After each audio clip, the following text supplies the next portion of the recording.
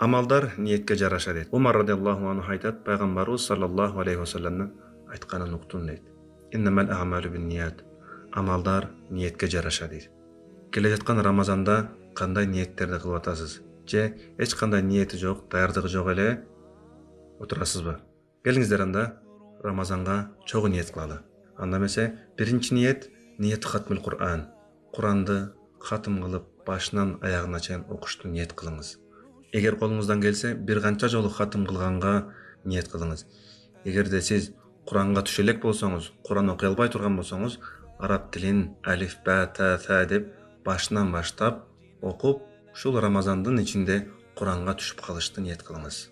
Экинчи ниет тауба садика. Аллах Таалага бүтүндөй кылган күнөөлөрдөн тооба кылууну ниет кылыңыз. Баардык күнөөлөрүңүз кечирилет ошондо. Ал балким 1 жылдык, а балким 5 жылдык, 20 жылдык, 30 жылдык күнөө болушу мүмкүн. Тообанын эгер шарттарын туура кылып тооба кылсаңыз, Аллах субхана таала сөзсүз күнөөңүздү кечирет. Үчүнчү ниетибиз: Рамазан айында көптөгөн жакшылык иштерди баштап алыңыз. Жакшылыктын башаты болсун.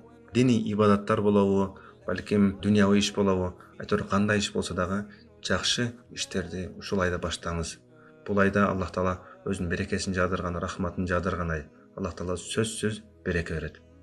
Төртүнчү ниет: Рамазан айында сооптор эселенип жазылат. Колуңуздан келишинче жакшы амалдарды көп кылып калыш керек болот. Анткени башка убакытта бир амал кыла турган болсоңуз, бир сооп жазылса, бул айда ниетиңизге жараша эселенип көп жазылат. Ошондуктан колуңуздан келишинче зикир, тасбих, орозо, намаз, жакшылыкка чакыруу, жамандыктан кайтаруу, тууган урт менен катташуу, садака берүү, зекетиңизди берүү, айтор кандай бир жакшы иш боло турган болсо, ушул айда соопторду жыйнап алуу керек болот.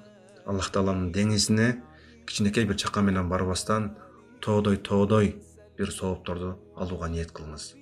Бешинчи ниет: Рамазан айы тарбиялык ай.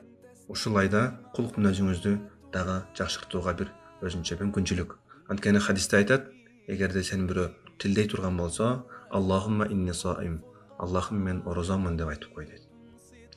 Көрдүңүзбү? А башка учурда кандай кылабыз?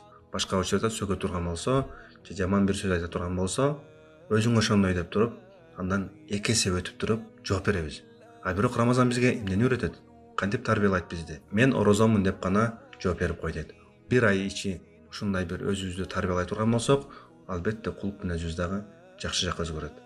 Алтынчы ниет: Рамазан айына башынан аягына чейин план түзүү. Рамазанды балким 3кө бөлөрсүз, балким 4кө бөлөрсүз. Биринчи бөлүгүндө мына амалдарды кылам, экинчи бөлүгүндө мына амалдарды кылам деп бардыгын план түзүп, андан кийин ошол планды ишке ашырыңыз. Ошондо сиздин Рамазаныңыз идеалдуу өтөт.